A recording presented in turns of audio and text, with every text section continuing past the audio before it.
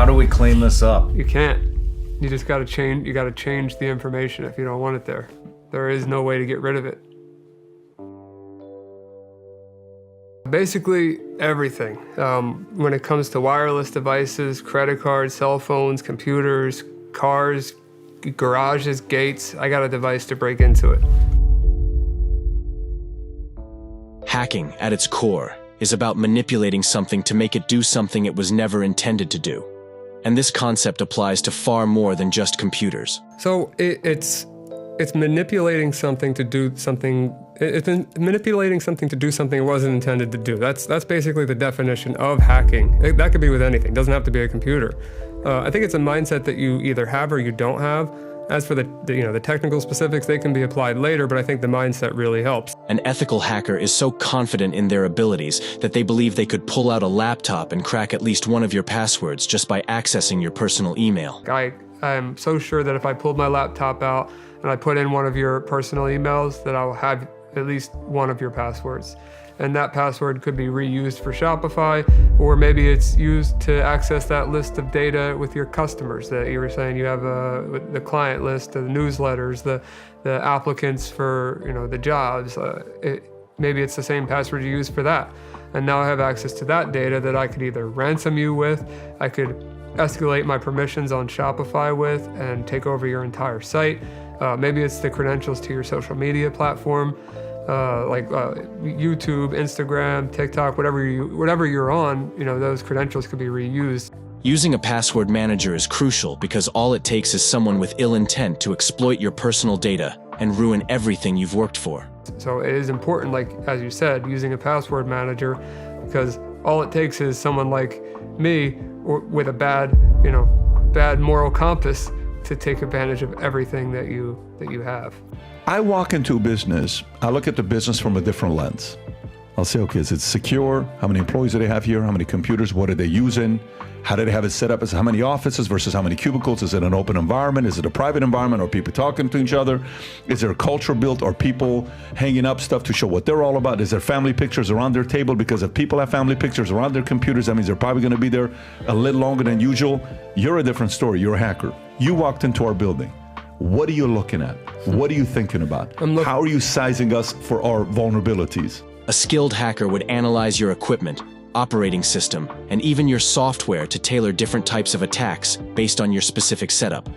So in the hacking world, they would call it reconnaissance or enumeration. So what I would be doing is trying to see what type of equipment you have, what computers you're running, what operating system you're running, go on my phone, try to figure out what type of Wi-Fi you're running, whether it be WPA, WP3, etc. Why does that matter to you? What kind of Wi-Fi? Different types of attacks depending on some different scenarios. If people have their phones out, is it majority Android or is it a majority iPhone? They call it a threat landscape. So I would take the attack surface or threat landscape and then try my best to take over as many devices as possible and manipulate as many people in this building that I can to get what I want. For example, if you were in 2019 LinkedIn breach or Dropbox, if you use any of that, like Vigilance Elite. I keep saying Vigilante, I'm sorry. Vigilance Elite. I do have password, and I do have the address. Whose address? I have an apartment in. Interesting. I have an IP address for. I have an address in where we're at right now, with the zip code ending in 64 and a phone number ending in. All that on there? Yeah. And I have a lot more than that if you want to take a look yourself. Oh yeah, let me take a look. Yeah, I'm halfway through it, but you can scroll up and down. How do we clean this up? You can't. You just gotta change. You gotta change the information if you don't want it there. There is no way to get rid of it.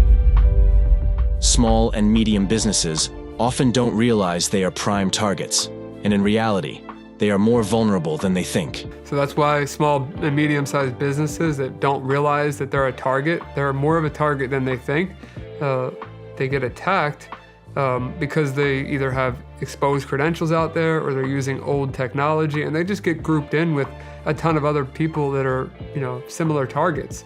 A lot of them don't realize they need to take their cybersecurity more seriously. Let me ask a different question. So when it comes down to CIA or Mossad or MI6 or some of these secret intelligence, right? You'll hear stories about the fact that, hey, these guys have the best secret intelligence. Those guys have the best secret intelligence. If you really wanted to, hack into Mossad, okay, this military intelligence, or MI6, UK military intelligence, or even our CIA, could you do it? And how deep could you go in? So if I would, I can't say that I can or can't because I've never tried, but I would say the first thing that I would go for would be an individual. I would try to befriend an individual, whether that be with my real name or with an alias, and I would try to manipulate that individual into doing something that would give me access to their devices.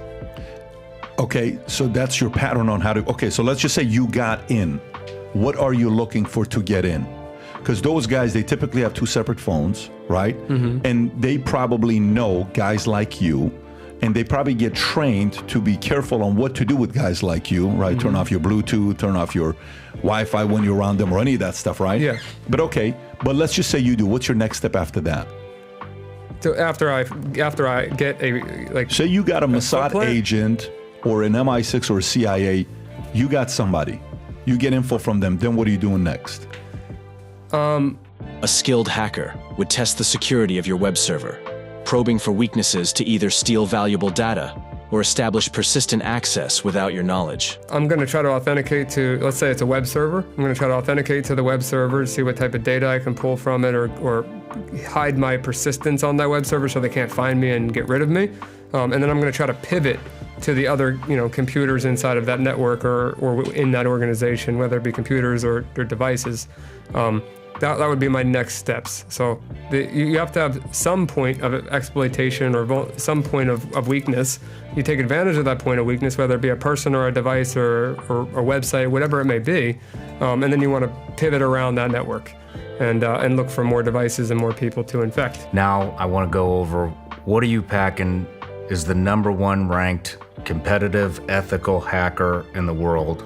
Out of 1.9 million people, you're #1. So Right. my first question, before we get into all the hacking stuff, what are you carrying to protect yourself? Basically everything. When it comes to wireless devices, credit cards, cell phones, computers, cars, garages, gates, I got a device to break into it.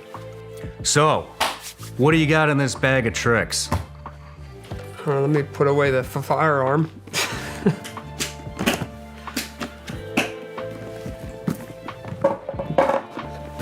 So, this is the bag that I carry every day, and it's got so much in it that we could be here for 12 hours, but we'll make it short. So this, we'll start off simple. This is a Wi-Fi adapter. It looks like your standard Wi-Fi adapter. Supports a thing called monitoring mode. So there's a, your Wi-Fi network. I would use this to send a deauthentication packet to dissociate one of your devices from the network, capture your Wi-Fi, go home, crack the password, and use your network, and then go further into trying to discover stuff on your network. This is a very good card. Hold on. What's scary is that an ethical hacker could be attacking you from miles away, and you wouldn't even know you've been hacked until it's too late. So how far do you have to be from my house to hack in with that? It depends on the strength of your modem or router. It could be 50 feet, could be 100 feet, depends. Could be more. It varies, Okay. but pretty far away. All right. Jeez. And this is another one related to Wi-Fi, but it looks like a regular Mint container, right? Well, I programmed what's called an ESP32 inside of it here, and put a hole here. So when I supply this with power, I can connect to it wirelessly and perform some Wi-Fi attacks with this as well, a little bit more undercover. He wouldn't really notice if I had this out at the table.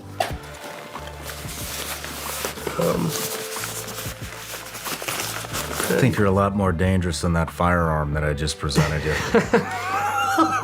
This is originally made for electromagnetic fields, but it's good for knowing where a camera's at, microphone's at.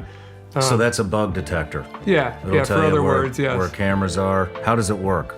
It works by detecting electromagnetic frequencies.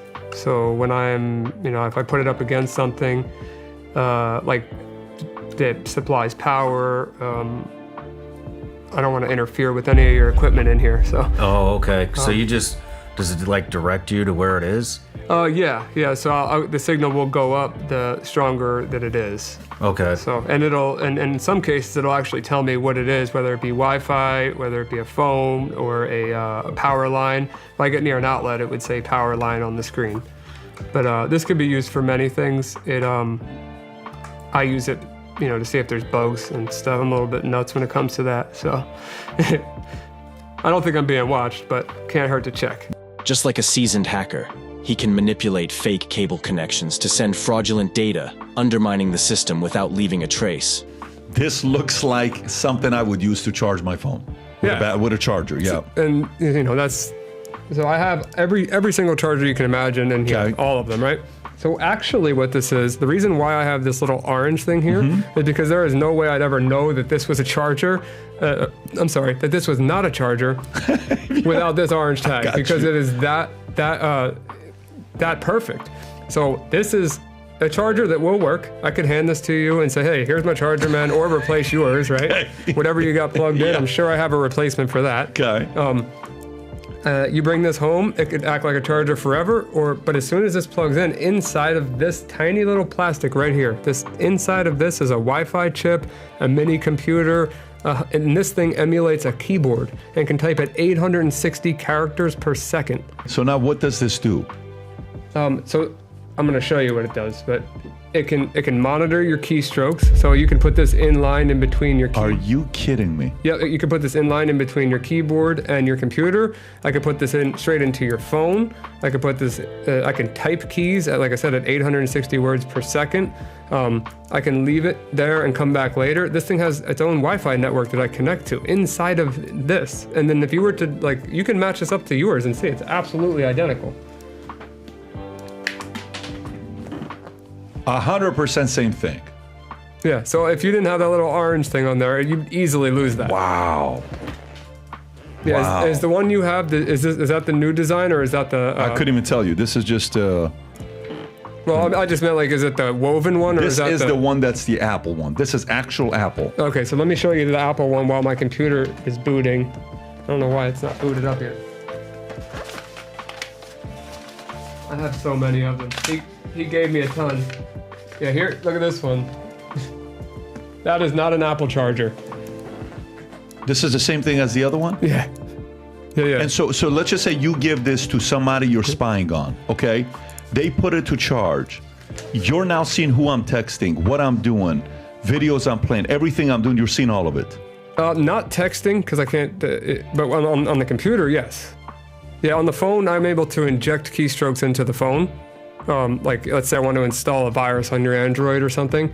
I could do that with that device, but I can't tell what you're typing. On your computer, I can tell what you're typing. So these things are wild.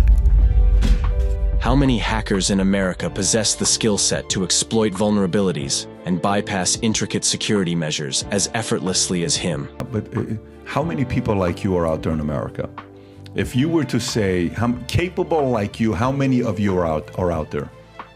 I mean, it's hard to tell because everyone's anonymous, or Okay, going by, what do not you everyone, think? but most. If I had to take a guess of actual hackers, not just beginners getting into the field. No, at the level that you're at, if not higher than you, how many of those are out there?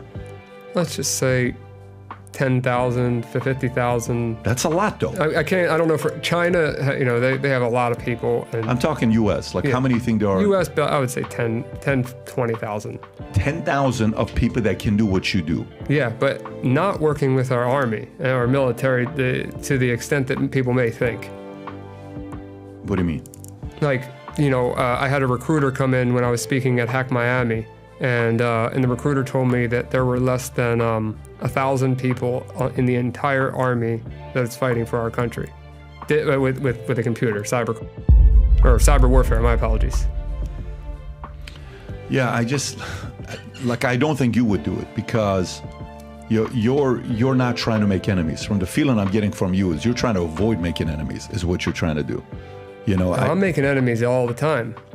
So do you think, so let me ask you, who do you think is the biggest, well, I don't know, because to me, see, I don't know how to do what you do. I don't have that talent. That's your talent, right? I don't think it's that hard to find out what Diddy had on his files for him to get raided in Miami and LA. I don't think you guys look at it and say, how do you not know? I think guys like you look at it and says, how the hell do you not go get it? You know what happened. Oh, if I had the same authority that somebody that could seize his files or get access to where he was at, if I had that authority, it'd be game over for him.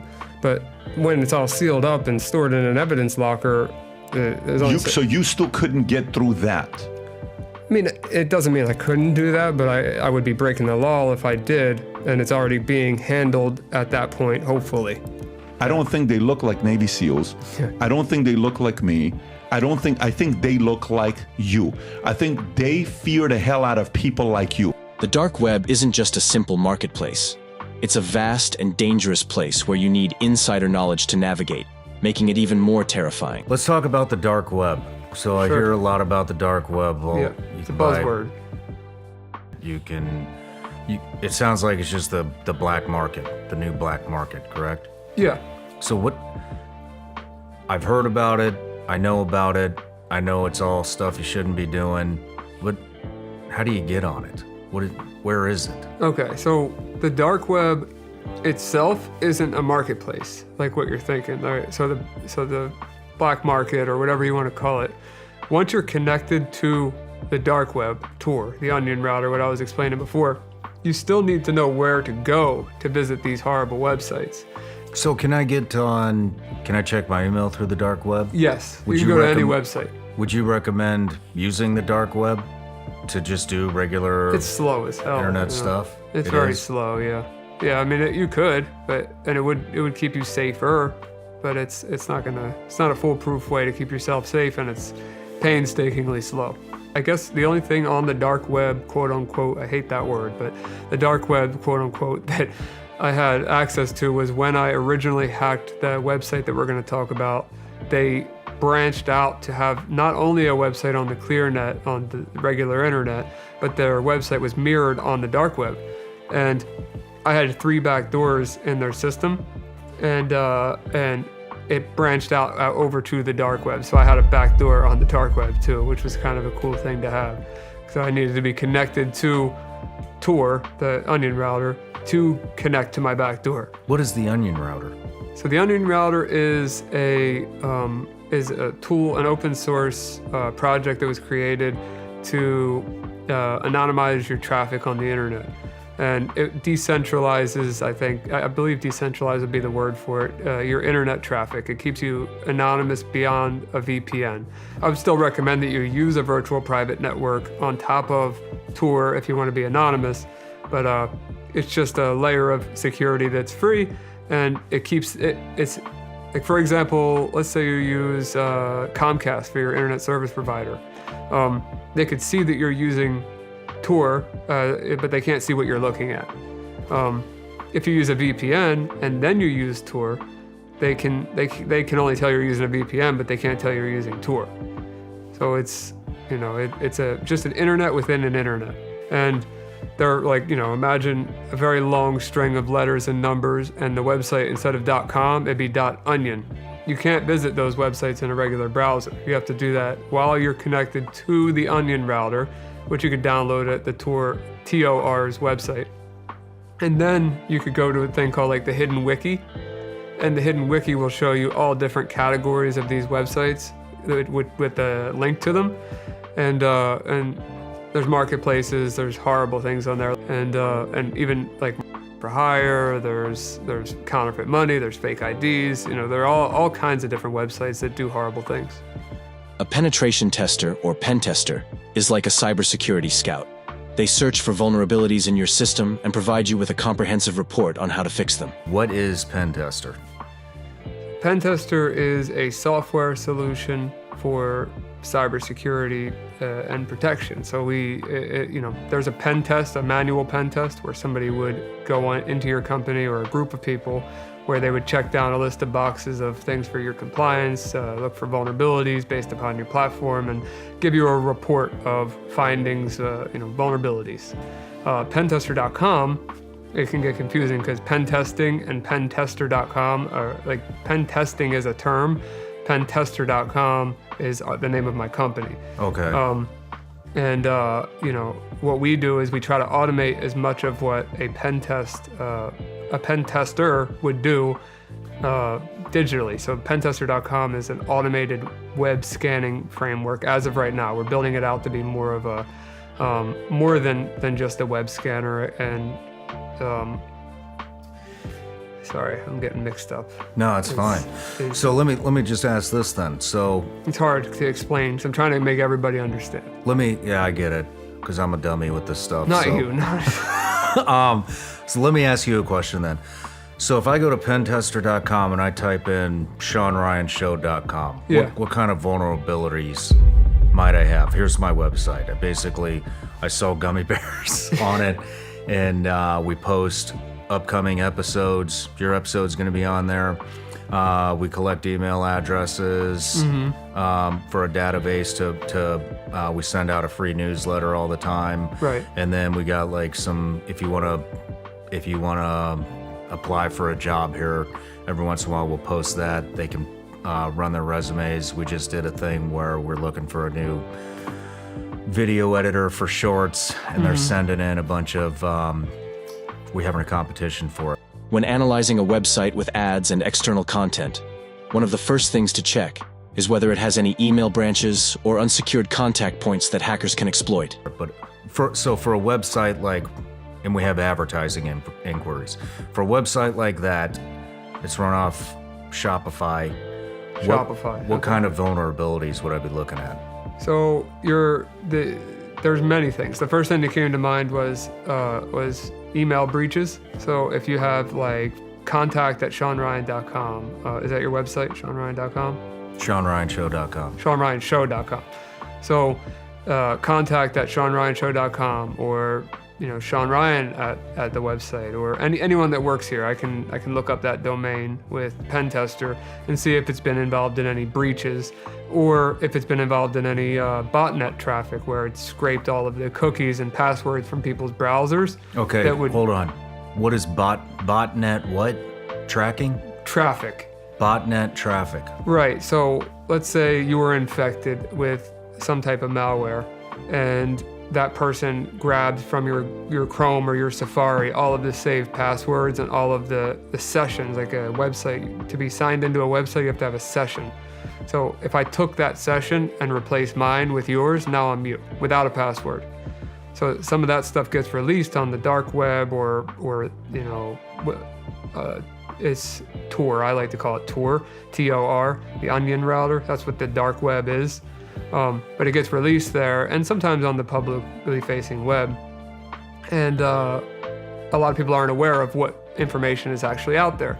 So when you put your website into Pentester, you get a preliminary report that shows all of that data that has been exposed related to your domain name. Well, it goes a little further than that, because let's say it doesn't find anything. Maybe you're a brand new website, and Shopify is doing a good job with all of the plugins you're using.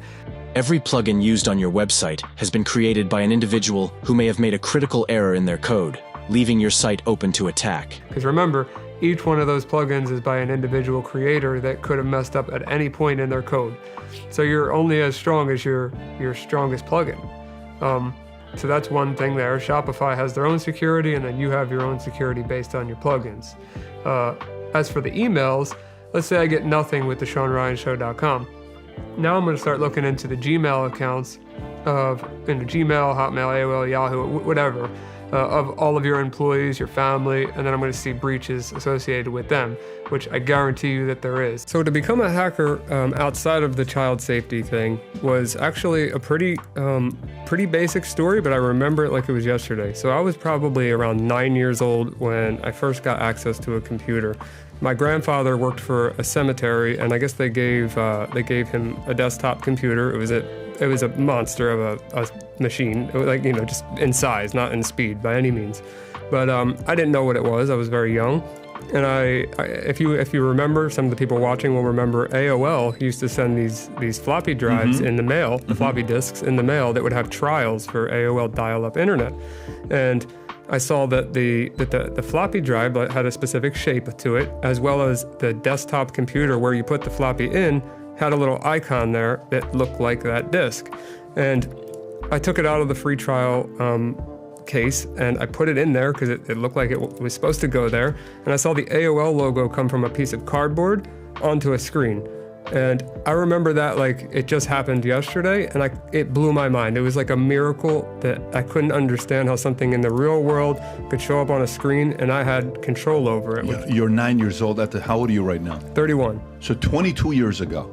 Yeah, approximately. Yeah, I mean, give or take a year. Okay. But that doesn't make you a hacker, but that got my interest peaked in computers, and very young age I was helping people fix their computers, learning about computers, and from there that turned into how does this work and how do I make it do something it wasn't intended to do in the first place.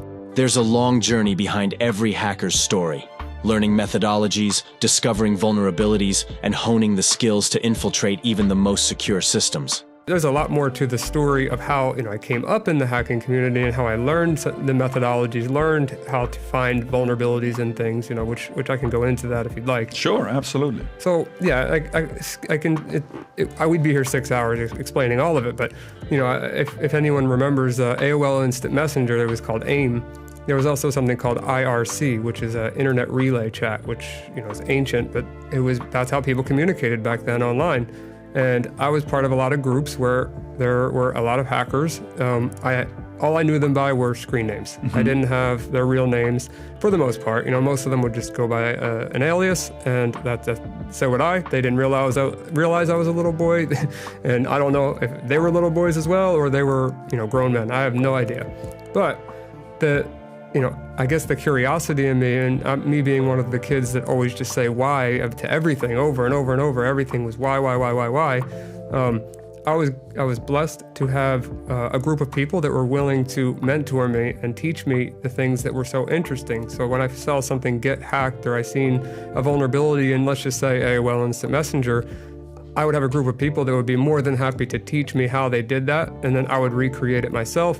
And I'd get that same adrenaline rush, which is like addictive to say the least, which then went on to more things. I mean, if you want to get into that, I will. I became an administrator of the website Digital Gangster, which was full of hackers and marketers, kind of a combination of both. So back then it was like the Wild West. You could send, let's say acai weight loss berries. They were paying, $9 per sale. They would give you a unique URL. You would send that URL out to, let's just say, 1 million people, because there wasn't a junk mailbox, there wasn't spam filters, and then you would just start randomly mailing hundreds of thousands or 1 million people and collect your commissions from these affiliate networks. So we would combine hacking methodology and affiliate marketing, and that was kind of the short version of what Digital Gangster was. So what's the most money you ever made on one of these affiliate marketing email campaigns? Without going into the specific details of what and how, I would say 30,000 in a day. At 12 or 13 years old? Probably 13, yeah. So when it's happening at 13 years old, what money is that? What account is that money going into? So I had a PayPal account that got banned, and then my mom's. Got it. Yeah. So what's mom saying the first time you see 30,000 in them? Is she like, honey, let's do it again? Or is she like, what are you doing? What are you up to? So my mom has always been like a friend to me, but she's still my mother at the end of the day. Of course. I love my mom. And my mom has questioned everything I've ever done, but always has my back. She'll ask me a million questions, but she'll be very supportive. She knows that I have a good heart. She knows I would never, try to hurt anybody in any type of way. So I don't think that I can't remember the conversation verbatim of how that all went, but she was fully aware of the marketing. Now the people that hired you at Digital Gangster, do they know how old you are, or they don't know yet? Because at the time when they're hiring, you're not necessarily putting your age. So Digital Gangster, you didn't have to be hired. It was a forum that anybody could join. And then you could be, like I said, you could use an alias, you could use your real name, you could use whatever you wanted. I joined there as under an alias, and then earned my way up the ranks without anyone actually knowing who I was.